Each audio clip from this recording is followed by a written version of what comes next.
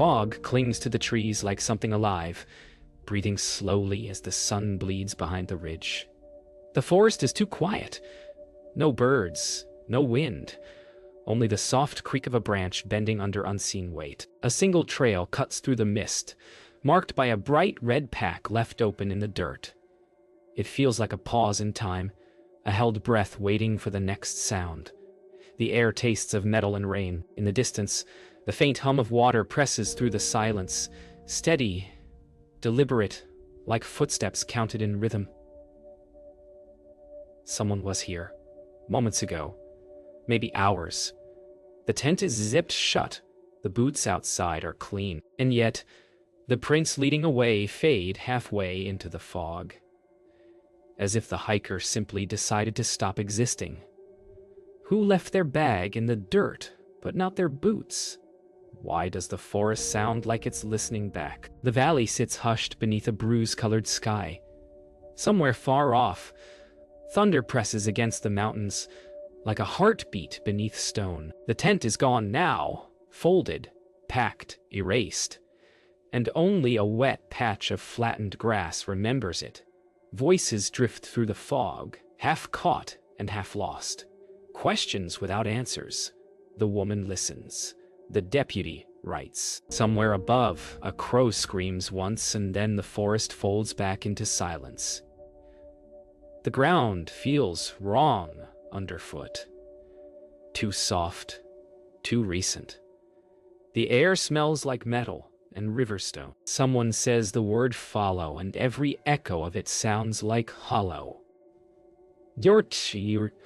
Night spills fast through the trees. The woman sits by the embers of a campsite she didn't build, recorder balanced on her knee. The deputy has gone to fetch signal, leaving his flashlight swaying in the dark like a tether. She presses play.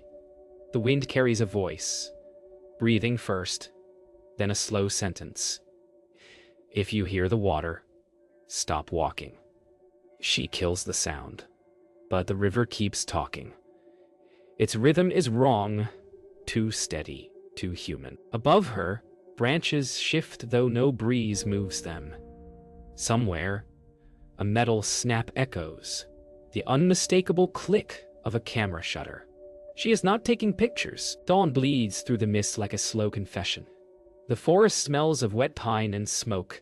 The trail is slick, erasing everything that happened the night before. A woman's voice breaks the quiet, soft, deliberate, naming each sound she hears.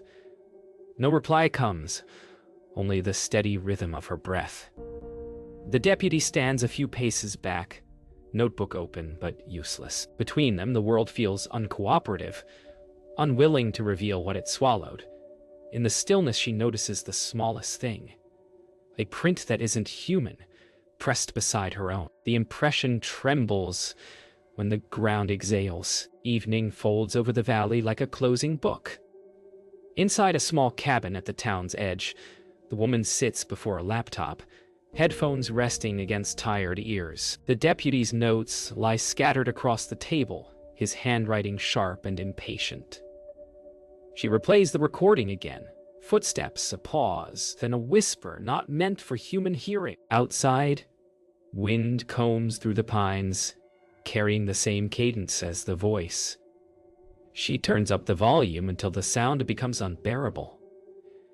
And underneath it, just before the clip ends, something new emerges. A second breath. Closer than it should be. Or thing that should be. Morning leaks through a sky the color of whetstone. The woman wakes to a sound she can't name. Half wind, half voice, fading each time she opens her eyes. Her breath ghosts in the cold cabin air. Outside, pine needles hiss softly, as if whispering to one another. The deputy's truck door slams somewhere beyond the fog, a dull heartbeat of metal. She pulls on her jacket, still damp from yesterday's rain, and steps outside. The forest greets her with a hush so thick it seems rehearsed. Between the trees, something hums, low. Steady, almost like laughter caught in reverse. The trail bends east, vanishing beneath dripping branches. They walk in silence, the rhythm of boots and breath, their only map. Each time she raises the recorder, the background static sharpens, as though the woods themselves are tuning in. The deputy pauses beside a carved tree, initials long eroded. Something in the bark pulses faintly under his palm. Warm despite the cold, he jerks back, muttering.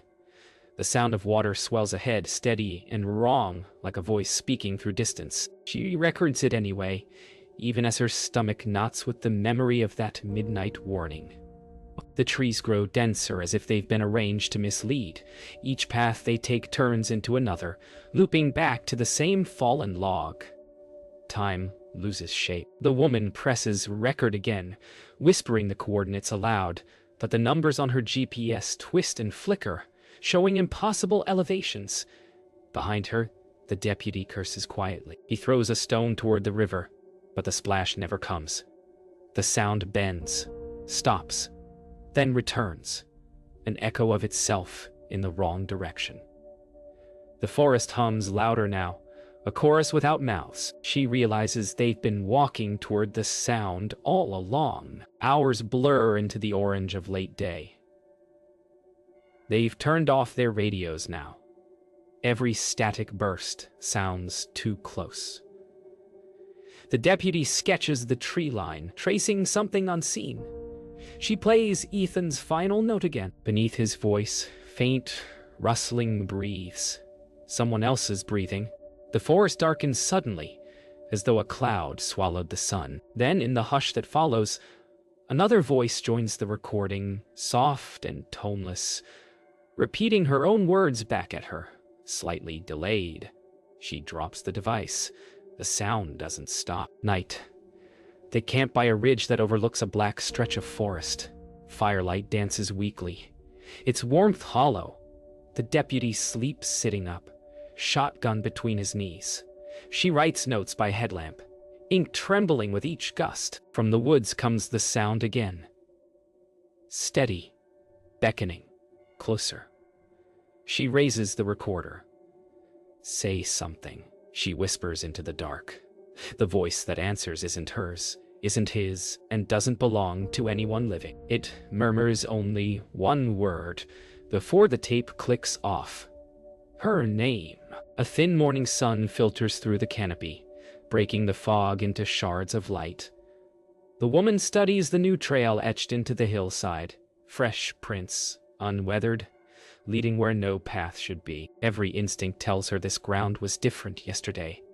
The deputy muters that the compass is lying again.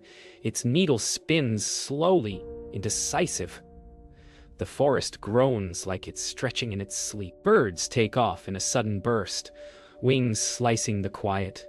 The air tastes of copper and rain. She looks at her map, then the ridge, and sees the impossible. The stream has moved uphill. They follow the moving stream until it vanishes into rock. Silence presses down again, thick as a held breath. She checks her recorder. It's timer running backward. He circles the boulder, searching for an opening, his boots scuffing against earth that feels hollow beneath the crust. Then a dull thud, like something knocking from below. She whispers Ethan's name without meaning to, and the forest seems to answer in the same pitch. The deputy's hand drops to his sidearm, but the sound retreats downward, deeper, as if the mountain itself were breathing them in. Afternoon heat builds under a colorless sky. The air feels heavier here, charged as if the ridge holds its breath. She and the deputy mark another set of boot prints, his this time, turning in a perfect circle, though he swears he never moved. Her notebook pages ripple. The ink runs slightly uphill. She realizes that every direction points north now. The forest murmurs, a slow vibration under their boots. When they stop walking, the sound continues for 3 more steps. They reach the ridge edge by dusk.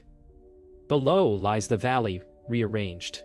Rivers shifted, a road cutting where forest stood yesterday. The deputy says nothing. Words feel out of place here. The woman switches on the recorder and captures wind that sounds like hundreds of whispered syllables stacked on top of each other. She tastes metal again. A thought crawls through her mind uninvited. That maybe Ethan never disappeared. Maybe the mountain just learned to hide him differently. Night slides over the ridge. The two sit by a thin fire, map spread between their boots. The lines have changed again, curling inward toward the spot, labeled last light point. She touches it. Ash from the fire drifts onto the paper like black snow. The deputy stares into the dark, lips moving silently, counting seconds between gusts of wind, maybe prayers. Far down the slope, a flashlight blinks once, twice, then stays on. Someone else is on the trail, or something that learned to use their light. The storm has passed, leaving the valley rinsed and quiet. In the stillness, a house hums faintly, an old electric buzz from wires that never sleep. Inside, a mother rewinds a cassette again and again, each click a heartbeat she can control. Outside, the wind combs through overgrown grass, whispering her son's name, as if practicing pronunciation. The tape stops, crackles, and begins to play backward on its own. The woman leans closer, breath held. Somewhere within the hiss, a second voice sighs her name. Not memory, not echo, but something learning to imitate love. In the sheriff's office, papers scatter like restless birds whenever the door opens. The deputy watches recordings flicker across a small monitor, Ethan's old trail videos looping without sound. The woman stands beside him, translating silence into meaning. Between frames, the image jumps, trees, then darkness, then an instant of white. As though the camera blinked. They lean closer. A face flashes, too near, too quick. The deputy rewinds. The frame is empty again. Neither of them speaks. The room grows smaller with every playback. The woman drives out before dawn, road coiling upward through mist. Each turn feels familiar and wrong, as though the mountain has been rewritten overnight. The deputy's voice crackles through the radio, warning her to wait for backup. She doesn't. When she parks near the old ranger sign, the air trembles with faint music. Notes hidden in the static of wind. She opens her recorder and hears breathing that isn't hers. The sound says nothing, yet she understands. Something up here wants to be heard again. Back in town, the mother sits surrounded by tapes, their spools uncoiling across the floor like spilled in trails of memory. She listens to one marked Ridge #6. Ethan's voice begins, calm, describing weather. Then the recording stutters. A new sound enters. Metal scraping stone, a slow breath drawn through teeth. She freezes. The voice that follows uses her own tone, whispering her name exactly the way she just spoke it aloud. The room's air thickens. The house hums louder. The tape keeps spinning, though no motor turns. Night again on the ridge. The deputy and the woman climb toward the sound of rushing water that shouldn't exist. Each step up the slope echoes beneath their feet, as though the mountain is hollow. She stops. The noise has changed. It's no longer water. It's a voice repeating a single word, below. He shines his light over the edge. The beam vanishes into darkness so deep. It feels alive for a heartbeat. Both hear Ethan whisper behind them, "You found the wrong trail." The light dies. Morning breaks unevenly, sunlight fractured by mist. The search party has scattered across the ridge again, their radios hissing with half-sentences and coordinates that don't exist on any map. The woman keeps replaying the final clip from last night, breathing. The word below, and then a scream that might be wind. She moves faster, anger pushing her ahead of fear. Somewhere behind her, the deputy calls her name, but it bends in the air, echoing from the wrong direction. When she stops, the forest keeps walking. By noon, the clouds burn away, leaving a silence so wide it rings. They find a boot print, smaller than Ethan's, fresher than theirs. The deputy kneels to measure it, muttering that one of the volunteers must have wandered off. But there's only one print, leading nowhere. The woman records the moment, whispering the time and location, though both her watch and GPS disagree. A distant shout crackles through the radio, then static that rises into a long, wet inhale. The channel dies. She looks up to find the deputy already running. The sound came from the East Ridge, one short scream cut clean in half.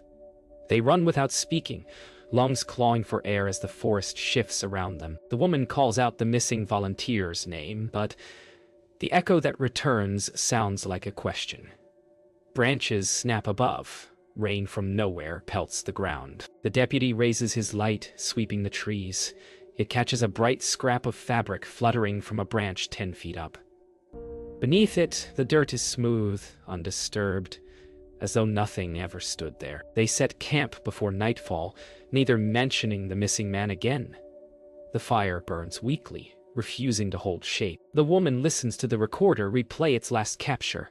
Faint laughter, then a splash where no water should be.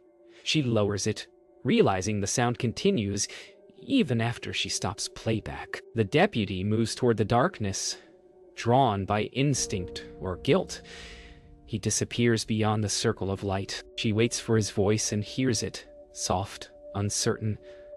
But when she answers, the echo replies from the opposite side of the fire. The fire has died to coals. Wind sweeps through the hollow, carrying whispers that sound almost human. The woman wakes to silence, too complete, too careful. The deputy's sleeping bag lies open, boots gone. Footprints, ending 2 steps from the tent. She calls his name. No answer. Only the recorder blinking red where she left it on a rock. She presses play. A single thud, then breath. Then the deputy's voice, calm and close. "You shouldn't have stayed." The words trail into static that deepens until it feels like the mountain itself is exhaling through the speaker. Dawn drags itself over the ridge in bands of pale fire. The woman hasn't slept. The recorder keeps blinking though its batteries died hours ago. Each pulse hums with low static, like a heartbeat she can't match to her own. She flips it open. The screen shows no files, only a single word. Signal. Outside, the forest holds still as though waiting for permission to breathe. She steps out, raising the device to the wind. It answers with a whisper, too clean to be natural, a man's voice saying her name, and the word "come." By mid-morning, she reaches the old service road. Radio towers rise ahead, thin silhouettes against a bruised sky. The recorder's static swells with every step, shaping into half-words, fragments of Ethan's last messages. She stops when one word becomes clear. Below. Gravel shifts beneath her. She kneels, brushing aside loose stone to reveal a buried metal hatch she's never seen on any map. The wind cuts suddenly, leaving only the rhythmic tick of her recorder counting backward. The forest behind her clicks once, like a shutter opening. The deputy finds her tracks near the tower fence. He follows slowly, one hand on the radio that no longer works. The path ends at the hatch, open now, darkness breathing from within. He calls her name once, no answer. From inside comes a faint mechanical hum, then her voice, recorded, delayed, saying don't follow the sound of water. He hesitates, staring into the hollow that seems to pull at light itself. The hum deepens until it feels like gravity has changed its mind. He lowers himself into the opening, boots finding metal rungs slick with condensation. Each breath echoes multiplied, coming back a second late as if another voice breathes with him. The light from above shrinks until it looks like a coin lost in fog. The tunnel smells of rust and wet earth. He calls her name again, quieter this time. From somewhere far ahead, a faint red glow flickers like a heartbeat. When he reaches the bottom, water drips from nowhere in particular. The sound arranges itself into rhythm. 5 beats, pause, 5 beats, the same pattern as the blinking light on her recorder. At the tunnel's end, the air hums like a living wire. The woman's voice calls again, but now it's layered.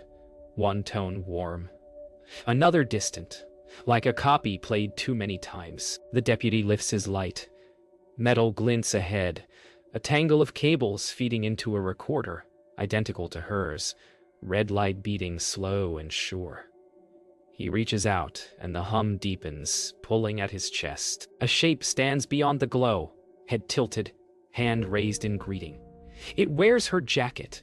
It moves when he moves. For a breath, he believes she's alive. Then the reflection smiles first. Gray light seeps through a thin crack in the hatch. Somewhere above, a storm walks across the ridge, its rumble sinking through the rock like distant drums. The woman wakes to the smell of iron and moss. Her hand rests on the recorder. Its light no longer blinks, yet she feels the faint vibration of a heartbeat inside the casing. When she speaks the deputy's name, the tunnel answers with her own voice, softer, tired, asking the same question back. She stands. The echo does too. She follows the right tunnel, counting steps aloud to stay sane. The numbers come back to her delayed, an echo walking a few beats behind. The air grows colder. Frost feathers the rock despite the trickle of warm water at her feet. A faint hum swells into harmony, a chorus of her own voice layered into impossible chords. She shuts off the recorder, but the song continues, rising until it sounds almost like words. When it stops, a new sound takes its place. A slow clap of boots on wet stone. Approaching from the dark ahead, the deputy's voice reaches her through the stone. "Horse!" Echo bent, pleading for her to come back. She runs toward it, skidding on slick ground until the tunnel widens into a cavern big enough to hold a church. In the center stands the tower of cables she saw in his light, humming like a beehive. The recorder in her pocket begins to vibrate wildly. His voice cuts out. The hum rises to a scream, and every echo in the cavern screams with it. When the sound collapses, she's alone again. But the floor beneath her pulses once, like a slow, deliberate heartbeat. The cavern breathes like a lung. Each inhale drags dust and faint light inward. Each exhale chills the air until her teeth ache. She hears a faint ticking. Her recorder again, somehow alive. When she pulls it from her pocket, the display shows 2 tracks playing at once. One labeled Mara, the other Ethan. Their voices overlap, hers pleading, his calm, both describing the same place in opposite directions. She realizes one of them must be walking backward through time. The walls shudder. Above her, rock fractures with a sound like laughter. The floor begins to rise. The ground stills. Silence gathers like dust after an explosion. Thick, choking, absolute. The woman stands at the center of the cavern, afraid to breathe in case the world hears her. The red glow fades until only the faint blue of dawn leaks through cracks above. Then, from behind her, soft footsteps echo. 1, 2, 3. She turns. The other version of her stops as well. They watch each other across the thin sheet of rising water. She raises the recorder. The reflection does the same. 2 voices speak at once. Don't follow the sound of water. The device hums, and both figures dissolve into mist that rolls upward, escaping through the ceiling like a sigh.